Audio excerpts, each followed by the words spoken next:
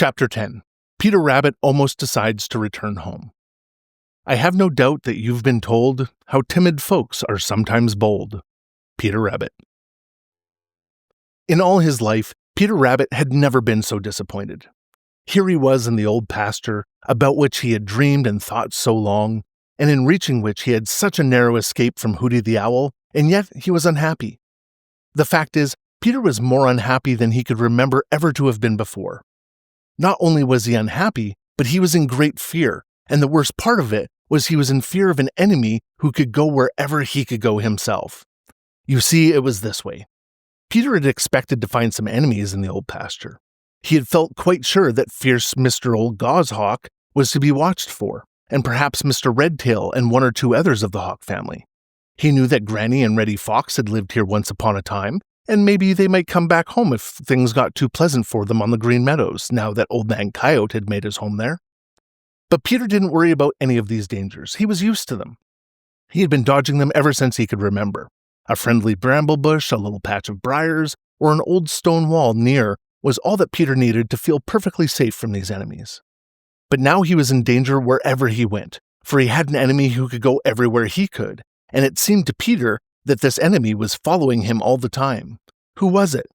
Why, it was a great big old rabbit with a very short temper who, because he had lived there for a long time, felt that he owned the Old Pasture and Peter had no right there.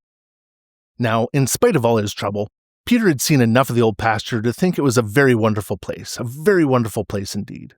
He had just seen enough of it to want to see more. You know how very curious Peter is. It seemed to him that he just couldn't go back to the dear old briar patch on Green Meadows until he had seen everything to be seen in the Old Pasture. So he couldn't make up his mind to go back home, but stayed and stayed, hoping each day that the old gray rabbit would get tired of hunting for him and would let him alone. But the old gray rabbit didn't do anything of the kind.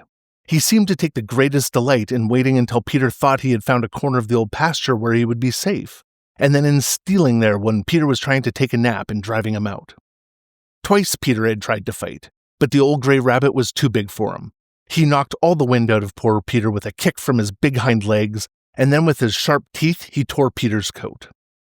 Poor Peter, his coat had already been badly torn by the cruel claws of Hooty the Owl, and Old Mother Nature hadn't had time to mend it when he fought with the old gray rabbit.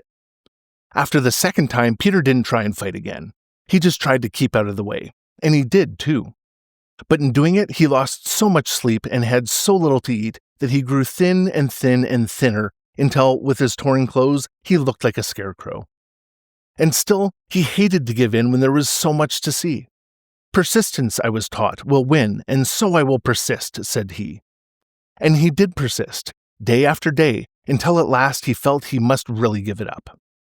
He had stretched out wearily on a tiny sunning bank in the furthest corner of the Old Pasture, and had just about made up his mind that he would go back that very night to the dear old briar patch on the Green Meadows, when a tiny rustle behind him made him jump up to his feet with his heart in his mouth. But instead of the angry face of the old gray rabbit he saw, what do you think? Why, two of the softest, gentlest eyes peeping at him from behind a big fern.